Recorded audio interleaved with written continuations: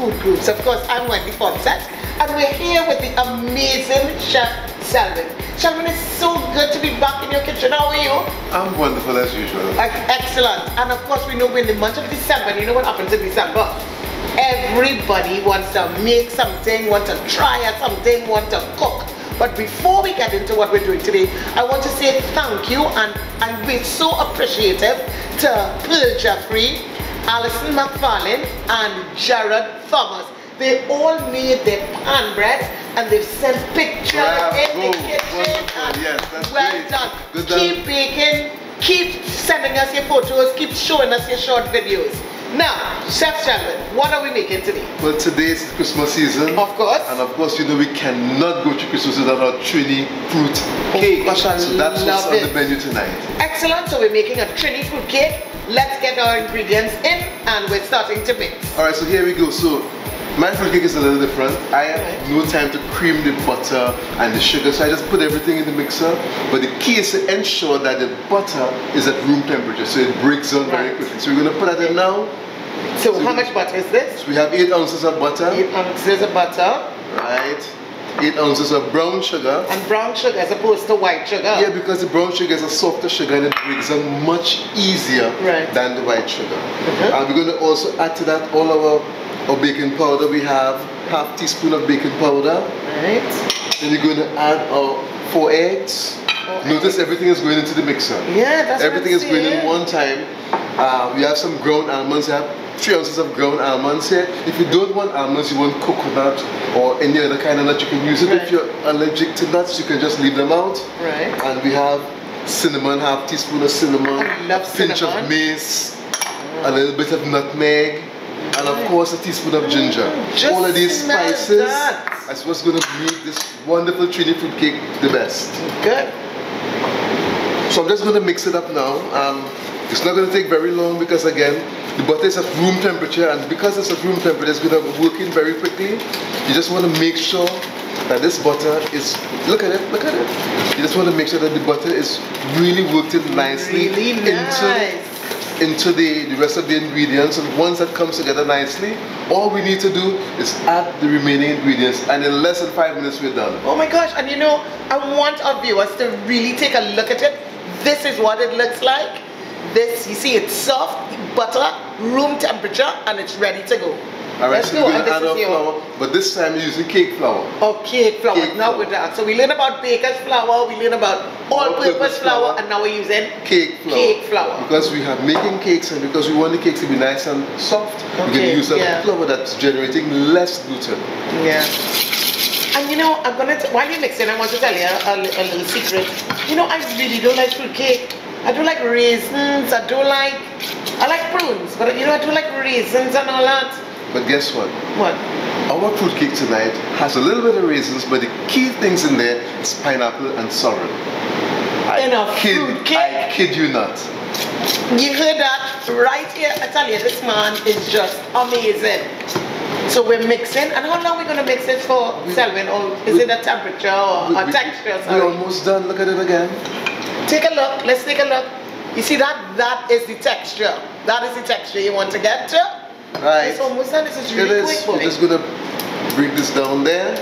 Right. Right.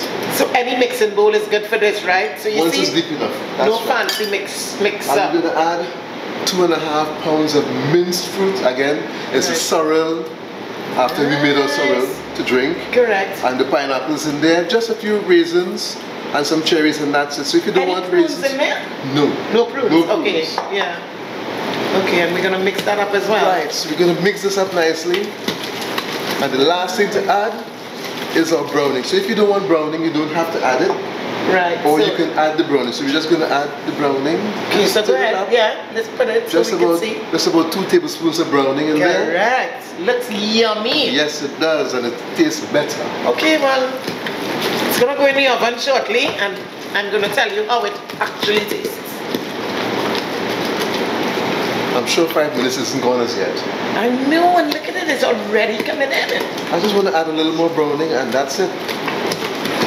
So let's let you mix it up a little more, and then we're gonna show our viewers what it looks like, but can you smell that? Can you smell that? You smell it? Listen, I'm sorry that y'all are not here to smell this, but it smells, oh my gosh, I don't know. Christmassy. That's how it's smelling. Christmassy, you know.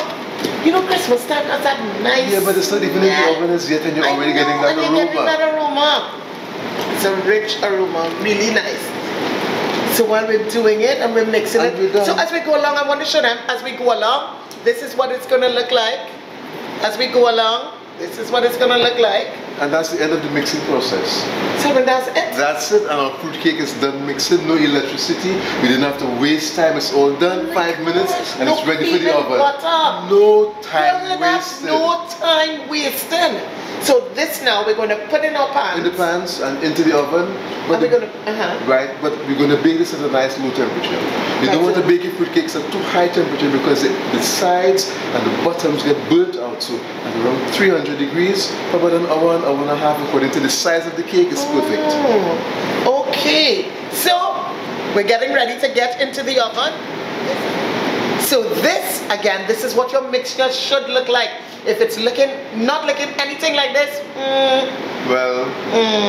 So what we're going to do now is we're going to put them in our pans, and this mixture makes about two cakes. About so two even if it's cakes? just 8 ounces of butter, 8 ounces of flour, you should be able to get at least an 8-inch cake and a 4-inch cake with that mixture. Oh, okay, so let's go. So now we're going to be pouring our cake. This is always a question for me while you pour. How far up do I need to fill the pan? At least for fruit cakes, I say you shouldn't go more than 2/3. 2/3? Yes. Okay, so you hear that? 2/3, 2/3. Because it's gonna rise, right? No, it's not really gonna rise. It's not, okay. Because it's so thick, it's gonna take a longer time to bake. And if you put too much mixture in the pan, it can actually dry out and burn. It will dry out. Makes sense. That makes sense. So there you go. This was so quick and easy. Well, I can't wait to taste. I'll let you all know because the smell is awesome. But let's see what it tastes like. So again, we're going to on a low heat. Yes, 300 degrees. 300 degrees. For an hour and a half. An hour and a half.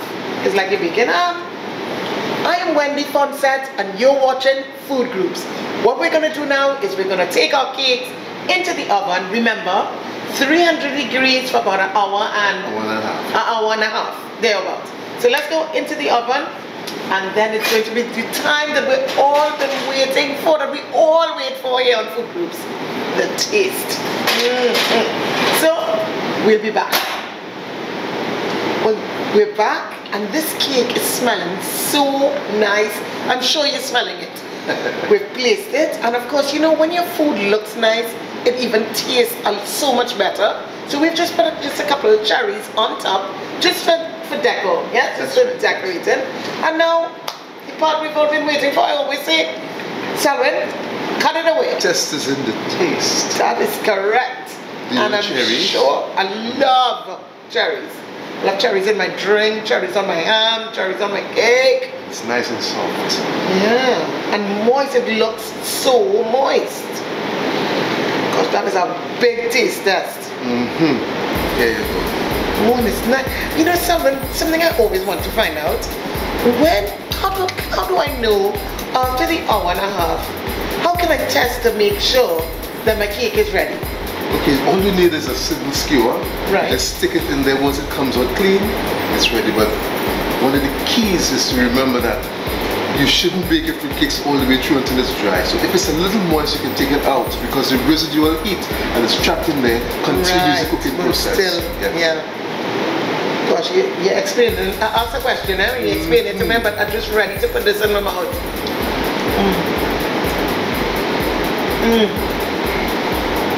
Happy holidays. Oh gosh, sing, Dudu, sing. This is awesome. Oh my gosh, this took a short time. Great taste. And it's fantastic. Fantastic. Nice and moist. Thank you so much for watching. Stay tuned for another episode of Food Groups.